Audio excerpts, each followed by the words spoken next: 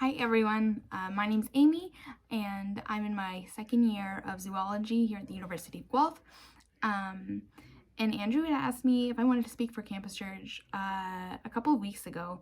And so I was wondering kind of what I would talk about, and he said even just something as simple as a little bit about my story. And I realize I'm a very antisocial person, so a lot of you probably don't know that much about me, and so I'm going to take you through just a little bit of who I am and kind of how my faith has been, especially in the past year, because it's been a very difficult time. I apologize in advance. My cat will most likely jump up on the desk at some point. This is not my first attempt at filming. He's already ran across, so I apologize if that happens. But yeah, so like I said, my name's Amy. I do have an apartment in Guelph, but with the new lockdown and everything, I am currently at home in Burlington with my family. We're all kind of doing work and school from home right now, so it's kind of hectic and crazy. But one of the unique things that we enjoy is getting to kind of go to church together right now. And that's something we've never been able to do. My mom has worked in the church for my whole life, longer than I've been alive. And we spent the first 18 years of my life at a church in Oakville called St. John's. And I actually was brought to church before I went home. And I think that's just something I find very cool. Before I came to my house, I got to walk into the church or be carried into the church by my parents and meet this whole great community of people who loved me from the moment I was born and got to grow up. And I grew up with these people who were like lots of grandparents and family friends, and so that was really nice for me growing up. And also that summer, I was born right in the middle of the summer. And so I know Andrew had mentioned in an email that I am a Ryerson camp girl, and so my parents have brought me to camp every summer, including that summer I was born. So it's kind of paraded around in our church and camp communities that summer, but it's really where my whole kind of story started. So I was baptized that November at my church, and just kind of grew up going to Sunday school. I was really happy to go to Sunday school. My mom would teach, and I had so many friends at church. All my friends at church, it was so nice to grow up with them, especially not having a lot of friends at school. I always had friends at church, which was really nice. And then flash forward to the summer of 2009, and that was my very first time going to Ryerson as a camper. I'd been lots of times before, my parents volunteering, and so I felt like I knew camp, and I was meant to go to camp. And so I finally got to go, and I brought a couple of friends, and I was super homesick, and I cried, and I was not loving it for the first couple days. My most distinct memory from that week is making cupcakes in the dining hall for a chunk. But I just remember I loved it so much by the time I was done. And I knew that is what I wanted to do when I was a big kid. I wanted to work at camp. And so going through the years, starting in 2013 is when I started helping at Vacation Bible School at our church. And I was like hardcore camp girl at that point too, and I would go all through the ages. I think I've been to almost every single camp that we offer at Ryerson. I just wanted to go as much as possible. My sister, actually growing up, she decided she didn't want to go to camp one summer, and I judged her hard for it because I couldn't imagine how she didn't want to go to camp. It blew my mind. And then in September of 2013, my sister was going to switch schools. So this was when I was going into grade 7. And I was really happy at my public school that I was going to. And I had a lot of friends there. And the school I went to, we were going to have 2 new schools combined with ours that year. And so I was kind of worried. Like I said, I'm antisocial, and I'm not always the fastest at making friends, and so I was kind of worried. But this new school my sister was going to was called Burlington Christian Academy, and I was offered, my parents said, Aimee, if you want to go here, you can, but it's up to you because we know you like your school. And that was kind of the first time that I really looked to God to make a decision. And I remember thinking, well, either way, I'm going to have to make new friends. But yeah, I just remember like really praying about it and thinking about it. And me as a 13, 14-year-old kid was like, no, you know what? God must want me to go here because he put this opportunity in front of me, so I'm going to take it.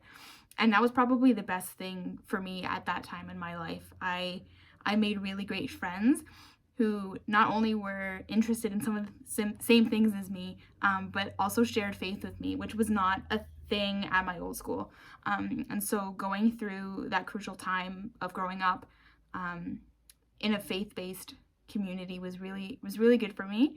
And we did a lot of theater at that school, which really helped me just grow in my confidence before going into high school. We did Seussical the musical. If you don't know what that is, it's like Horton Hears a Hoot, Dr. Seuss madness, and it's a lot of fun. And we also did Peter Pan, and those were just some of my fondest memories. Also, just being able to go on stage with all of my friends and just perform and have a lot of fun. So going into high school, I went back to a public high school where I went back to school with all of my friends that I had left a couple years before. And that was kind of scary. But I made it through high school, and I loved high school, and I miss high school sometimes. But high school was really great because that's when I started really getting to do more at camp. And so I did Progies, which is now called the SIT program at Ryerson, and that was kind of me preparing to be a counselor. And I just loved everything I learned about that. And then the classic youth camp. If you go to any camp, you know youth camp is like the big one. And so that's really when I started like thinking more about my faith, and like, you know, every time you commit yourself to God and you pray and you want to let God into your heart. And I remember doing that so many times growing up at camp. You do it all the time, I feel. But that was really when like it set for me. And so I got to do leadership development camp in summer of 2017, which feels crazy. That was like almost 4 years ago. And I learned a lot in that experience too. They had asked me to take part in leading our worship service, which was kind of daunting at first. I had been to a bunch of them growing up.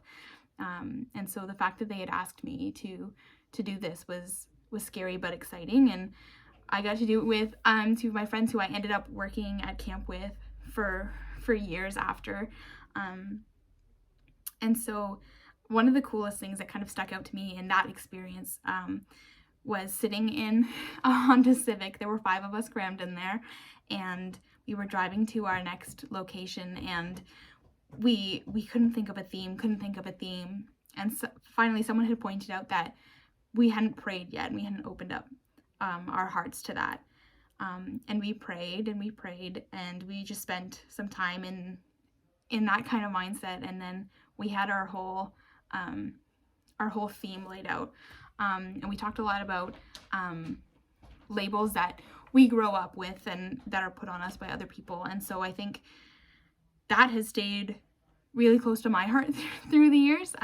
Like I said, my mom, working in a church, growing up, a lot of people had assumed I would know the answers to everything, you know, at camp and at Sunday school. My parents actually met at camp and grew up working there, similar to how me and my sister are growing up at camp. And so a lot of people at camp were like, oh, you're a Belanger kid, you've got this, you know everything. And so having those expectations put on me were tough in some sort of ways. I almost didn't do leadership development camp because everyone wanted me to. And then I realized, no, it's probably a good thing for me to do, and I felt called to do it. But trying to live up to those expectations were really, really difficult. But then we got to summer 2018, and that was my first summer I officially worked on staff at camp. And I remember like thinking my little tyke camper, which isn't even a thing anymore, my tyke camper self is just looking ahead and just smiling, because that's all I wanted to do as a kid, and I wanted to be a counselor. And so counseling on staff had its challenges for sure, but I was just so happy and so full that summer, and I was really grateful for that opportunity, and made some good friends and got closer with old friends, and it was a lot of fun. And same thing with 2019, I got to work on staff again, and I got labeled as the tattletale a lot, just because I tended to snitch a little bit more than the other counselors did, which is fine with me. I mean, someone's got to do it, but no, I really had some good connections that I made at camp, and my favorite times were group times when we would get to go through session with our campers, especially some of the older ones, because the questions they would come up with were just insane. And I remember having to ask directors to come in and kind of talk about some of the answers, because I genuinely didn't know how to answer them. And so getting to learn with the campers, I thought was a really cool thing, and that really helped me to kind of grow more. I think something that kept up with my faith throughout the year, as I started journaling a lot, and I was journaling every night, and it just helped to reflect kind of on the good things and the bad things that were happening in my life, but also just having a physical way to thank God. I'll be honest, I forget to pray a lot of the time, just because my mind's always going, and I get just so distracted in my mind a lot of the time, and so having that physical copy and like reminder to write down some of the things, so I remember and I know what I'm gonna thank God for. I graduated high school in 2019, and came to the University of Guelph, and as you all know, we got sent home in March of 2020, and I did my last 3 weeks of my first year at home online, which was ridiculous and stressful and crazy, but here we are almost a year later, and we've made it through a year, so that's good. I actually did work on staff again this past summer in a pandemic, which was really insane, and it had a lot of fun moments, but it was also really difficult, because part of camp is having that close, tight-knit community, and we just didn't have that this summer because people couldn't come together in the way we normally could, and so that was really something that I struggled with, but it's hard to keep up with everything right now, and so I definitely struggled a lot through the summer and through the pandemic in general to keep up on some of my routines of journaling or Bible study that I would do every so often, and so I started feeling guilty, almost like I said, with those expectations and those labels that were put on me growing up. I started to feel guilty. I'm like, I'm not keeping up with what I should be. I'm not praying as much as I should. I'm not reading my Bible as much as I should. And on top of everything else, my anxiety was really just crazy, and just struggling a lot with that. But I know there's one of my favorite scriptures is 1 Peter chapter 5 verse 7. And it says, cast all your anxiety on him because he cares for you. And I think that's such an important message, not only for me, but for a lot of people, especially as we're in a second wave of a pandemic that no one really expected we would ever live through. Just to really focus on letting God handle all your anxieties. I know I find it a lot easier to pray when I'm in a good spot. Just because I get very stubborn when I'm not, and I shut down, and I want to deal with things myself. But I'm really working on casting my anxiety on him, because I know how much God cares for all of us. But right now, I am really happy to be home right now. Like I said, we get to watch church together, which is ridiculous because, yeah, we've never done it. I have an amazing job. I was really fortunate to be offered a job at the end of last summer where I had done my high school co-op at an animal rehab clinic, which is super fun, and I get to play with dogs and cats and bunnies sometimes. But I'm really grateful that I can still have faith community, even if it's on Zoom and we're so tired of Zoom. I'm really thankful. And I'm thankful that Andrew had asked me to speak this week, because it allowed me to kind of go through my story and where I've come from, and kind of give thanks for that and see how far I've come in my life. And so I just want to say thanks for listening, and I hope this kind of inspires you to maybe go through some of your faith timeline, and just remember to cast all your anxiety on God, especially right now, even though it might be really difficult. Have a great day.